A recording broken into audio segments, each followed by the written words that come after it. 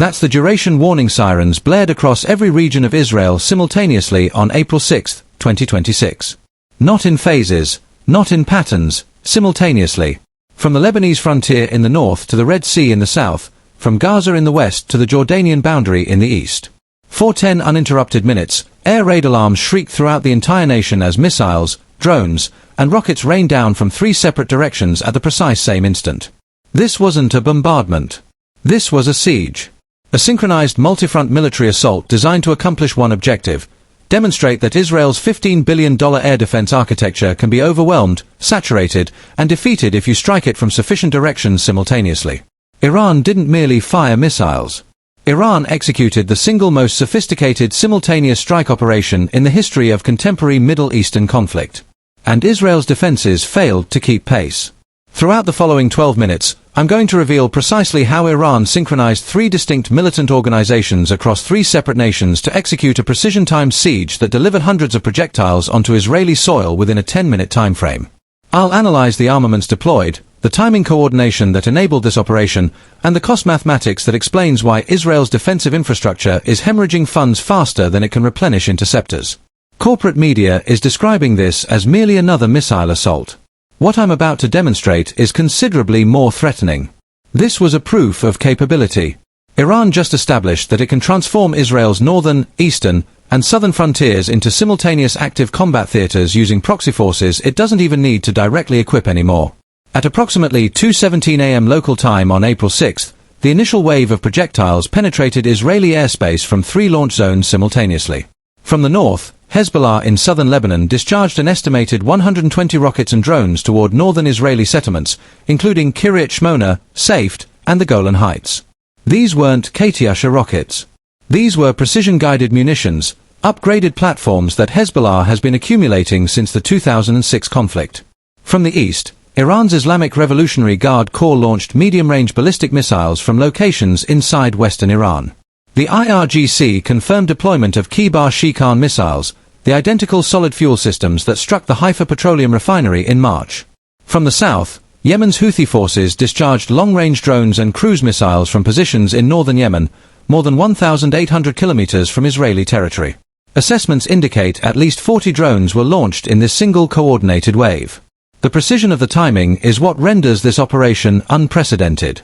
4 sirens to activate across the entire nation within a 10-minute window. The launches from Lebanon, Iran, and Yemen had to be staggered based on flight duration, distance, and projectile velocity. A Hezbollah rocket traveling 40 kilometers requires roughly 90 seconds to reach its destination.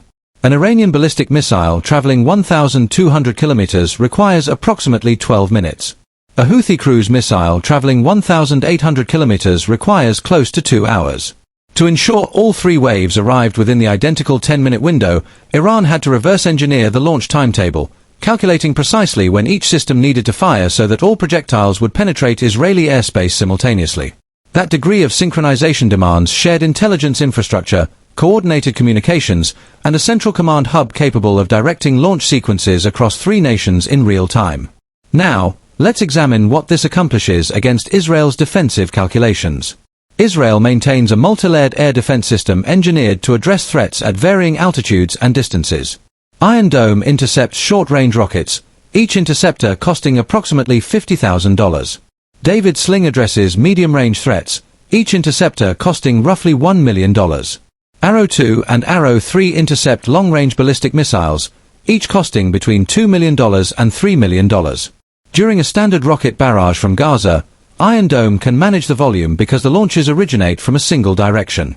But when you're confronting simultaneous launches from the north, east, and south, the defensive architecture must divide its focus, divide its interceptor stockpile, and determine which threats receive engagement priority. Here's where the cost mathematics becomes a structural crisis. Hezbollah rockets cost somewhere between $500 and $3,000 per unit. Iran's Kibar-Shikan missiles cost an estimated $200,000 to $500,000 to manufacture. Houthi drones cost as little as $10,000 per unit. When you discharge 120 rockets from Lebanon, 30 ballistic missiles from Iran, and 40 drones from Yemen, you're deploying approximately $20 million worth of offensive munitions. To intercept all of them, Israel must fire significantly more than $20 million worth of defensive interceptors. The attack-to-defense cost ratio benefits the attacker by a factor of 3 to 1, sometimes greater. And here's the detail nobody in the Israeli defense establishment wants to discuss publicly. Interceptor manufacturing cannot match consumption rates. Israel's domestic production of Iron Dome interceptors sits at approximately 2,000 units annually.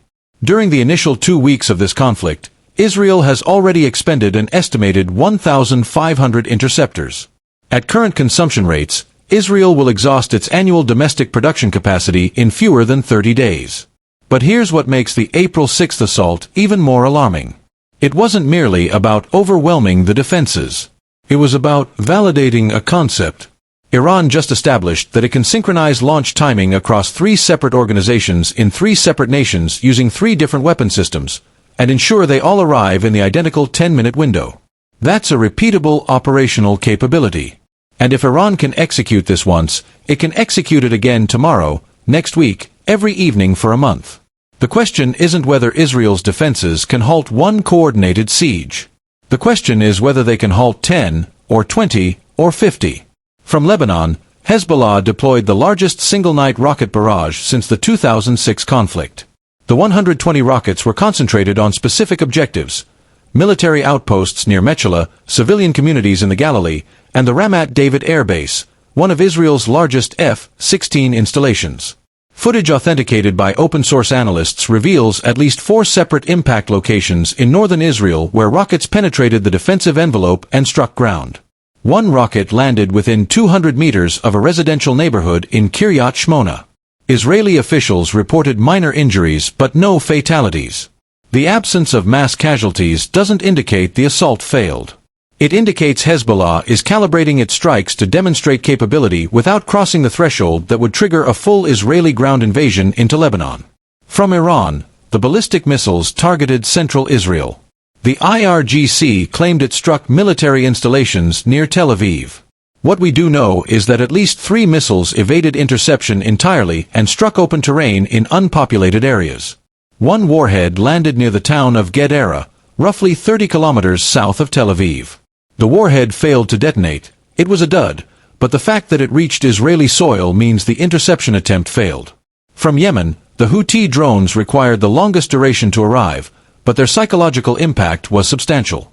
Long-range drones flying for 2 hours means Israeli radar operators had to monitor incoming threats for 2 consecutive hours, maintaining alert status, keeping interceptor batteries operational. That sustained operational tempo exhausts both human personnel and mechanical systems. For 3 separate groups to launch at precisely calibrated intervals, someone had to construct the timeline. Someone had to calculate flight trajectories, account for wind patterns, factor in Israeli radar detection ranges, and synchronize communications across organizations that don't share the same command structure. That someone is Iran. Specifically, the IRGC's Quds Force, the External Operations Division responsible for managing Iran's network of regional proxy militias. The Quds Force operates liaison officers embedded with Hezbollah in Lebanon and Ansar Allah in Yemen. On April 6th, those directives included precise launch windows measured down to the minute. And here's the piece of information that should alarm every defense analyst monitoring this conflict. The 10-minute siege wasn't the maximum capability. It was a demonstration. Iran didn't utilize its full missile inventory. Hezbollah didn't launch its most advanced systems. The Houthis didn't deploy their anti-ship cruise missiles. This was a proof of concept. A message to Israel that communicates, we can execute this whenever we choose, and next time we might not halt at 10 minutes. Let me illustrate what this signifies for Israel's strategic position moving forward. Before this assault, Israeli military strategists could depend on geographic separation between threat vectors. Hezbollah was a northern problem. Iran was an eastern problem. The Houthis were a southern problem. Each front could be managed independently. But when all 3 fronts activate simultaneously, that separation disintegrates. Iron Dome batteries in the south cannot assist defending against Hezbollah rockets in the north. The defensive network must divide its resources, and dividing resources means accepting a higher percentage of successful penetrations. The Israeli government has not disclosed official casualty statistics from the April 6th assault, but local media reports suggest at least 15 people were injured. 1 person was killed when a rocket fragment struck a vehicle near the Lebanese border. These figures are low compared to what could have occurred, but lethality wasn't the objective. The objective was to demonstrate that Israel's $15 billion multi-layered air defense system can be saturated and overwhelmed if you assault it from sufficient directions simultaneously. Iran didn't merely prove it can synchronize simultaneous strikes. It proved it can accomplish this without significantly depleting its own missile inventory. The majority of the munitions discharged on April 6 came from Hezbollah and the Houthis, not from Iran directly. That means Iran can sustain this operational tempo indefinitely by depending on proxy organizations that possess their own independent weapon stockpiles. Hezbollah has an estimated 150,000 rockets and missiles in southern Lebanon. The Houthis have demonstrated the ability to manufacture drones domestically using Iranian blueprints. Neither group is depleting ammunition anytime soon. For Israel, the strategic dilemma is evident. You cannot defend everywhere simultaneously. You cannot afford to intercept everything that gets launched. And you cannot manufacture interceptors rapidly enough to replace what you're consuming. The only method to halt the siege is to eliminate the launch sites. But Hezbollah's launch sites are embedded in Lebanese villages. Iranian missile facilities are distributed across a nation the size of Alaska. Houthi drone workshops are concealed in one of the most remote mountainous regions on Earth. Ground operations against any of those targets would require sustained military campaigns lasting months or years. The economic dimension makes the strategic dilemma even more severe. The cost of interceptors utilized during the April 6 assault alone exceeded $150 million. That's $150 million expended in one evening to halt an assault that cost the attackers roughly $20 million to execute. Israel's defense budget for 2026 is approximately $24 billion. If coordinated siege assaults continue at the current rate, interceptor costs alone could consume more than $1 billion monthly. That's unsustainable even for an economy as advanced as Israel's. The synchronization demonstrated on April 6 required real-time intelligence sharing, coordinated communications, and centralized command authority. That infrastructure doesn't merely exist for missile assaults. It exists for every aspect of Iran's regional strategy. If Iran can synchronize simultaneous rocket launches from Lebanon and Yemen, it can synchronize simultaneous ground assaults. It can synchronize naval operations.